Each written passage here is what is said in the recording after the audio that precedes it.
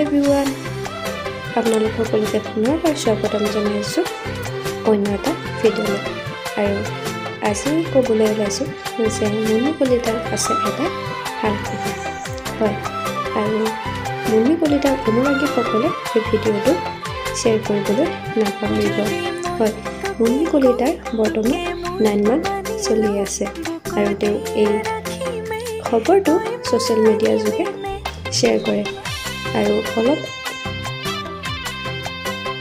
আৰু কেইদিনমান আগতে তেওঁ